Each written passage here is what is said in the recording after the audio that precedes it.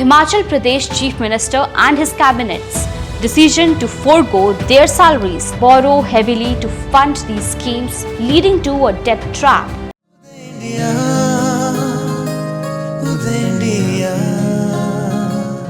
The financial crisis in Himachal Pradesh and Punjab, a cautionary tale of freebie culture.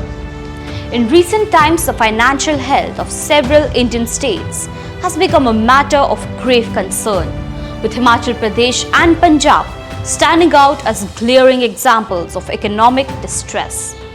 Himachal Pradesh Chief Minister and his cabinet's decision to forego their salaries for 2 months highlights the severity of the state's financial crisis.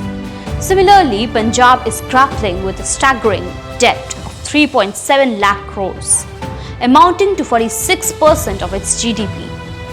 These financial woes can be largely attributed to the persistent and pervasive culture of offering freebies by the governments, a trend that has gained momentum in the political landscape of India.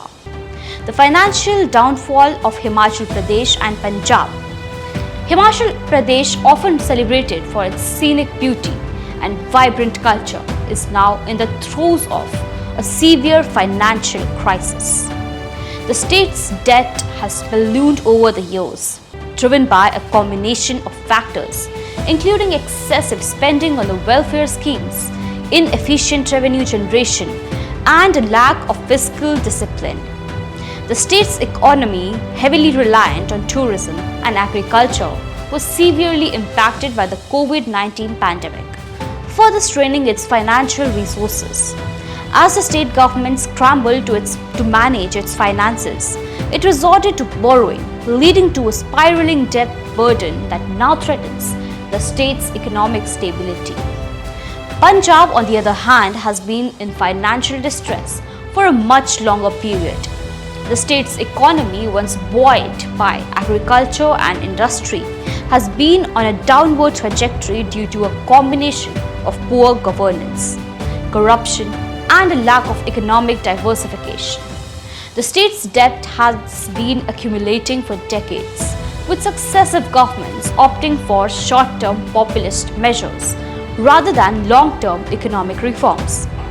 The situation has been exacerbated by the state's over-reliance on central funds and loans, which have only added to the mounting debt. Today, Punjab's debt stands at an alarming 3.7 lakh crores, making it one of the most indebted states in India. The role of freebie culture in the financial crisis.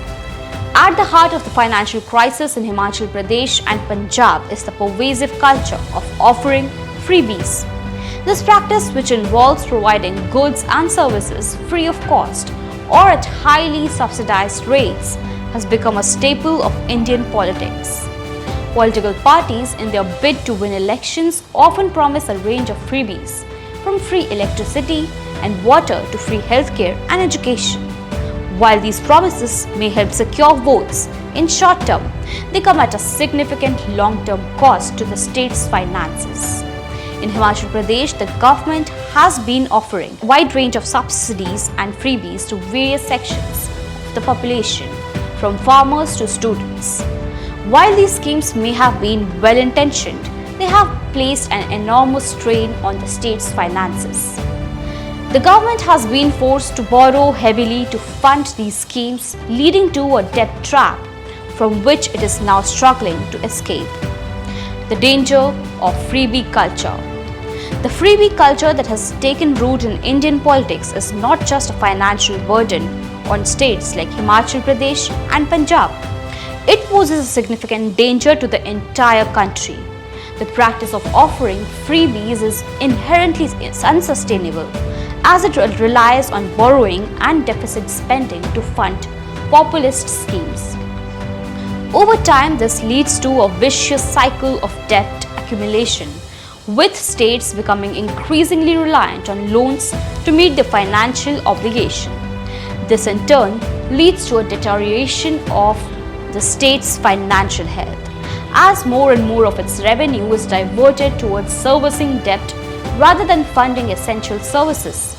Conclusion. The financial crisis in Himachal Pradesh and Punjab is a sobering reminder of the dangers posed by the freebie culture that has taken root in Indian politics. While these populist measures may provide short-term relief, they come at a significant long-term cost to the state's finances and the country's overall development. It is imperative that Indian citizens recognize the unsustainability of this practice and reject it in favor of more responsible and fiscally prudent governance. Only by doing so can India ensure a brighter and more prosperous future for its citizens. This was it for today. For more such videos, stay tuned with Uday India.